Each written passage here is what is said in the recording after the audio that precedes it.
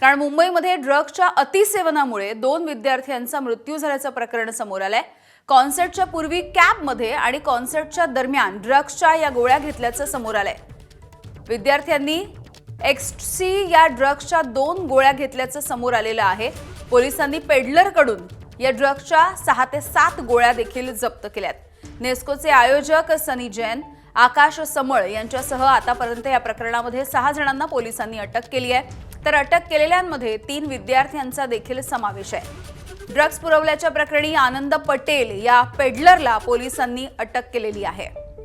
सचिन गाड आमचे प्रतिनिधी आपल्याला याविषयी माहिती देत आहेत। सचिन, नामांकित कॉलेजचे विद्यार्थी आता या ड्रग्सच्या विळख्यामध्ये सापडताना दिसतायत, काय नेमकी माहिती समोर आली आहे? यामध्ये आपण बघतोय की नामांकित मॅनेजमेंट कॉलेज आहे मुंबईचं, त्यातील 15 ते 16 जणांचा ग्रुप इथे या कॉन्सर्टला आलेला होता आणि त्यांनी कॉन्सर्टच्या पूर्वी कॅबमध्ये तसेच कॉन्सर्ट दरम्यान एक्स्टसी जे पार्टी ड्रग ज्याची ओळख आहे त्याच्या 2 गोळ्या घेतल्या आणि त्यामुळेच त्यांना त्रास होऊ लागला। ज्या 2 मुली होत्या त्यांना चक्कर आली, त्या बेशुद्ध पडल्या, त्यांना तात्काळ ट्रॉमा केअर रुग्णालयात भरती करण्यात आलं। तर जो मुलगा होता त्याला फिट आली आणि त्याला लाईफलाईन हॉस्पिटलमध्ये भरती करण्यात आलं। या दोघांचाही उपचारादरम्यान मृत्यू झाला आणि त्यानंतर पोलिसांनी तपासाला सुरुवात केली तर असं समजलं की या विद्यार्थ्यांनी एक्स्टसी जे पार्टी ड्रग आहे त्याचं सेवन केलं होतं आणि त्यानंतर सगळी तपासाची चक्र हल्ली आणि आपण बघतोय की आता 6 जणांना अटक करण्यात आलेली आहे, ज्यामध्ये आयोजक सनी जैन, इव्हेंट ऑर्गनायझर आकाश समळ यासह 3 विद्यार्थ्यांचा देखील समावेश आहे। तसेच जो ड्रग पेडलर होता आनंद पटेल ज्याने हे सगळं ड्रग्स पुरवलं त्याला देखील आता पोलिसांनी अटक केलेली आहे। तपास सुरू झालेला आहे। मात्र अशा प्रकारे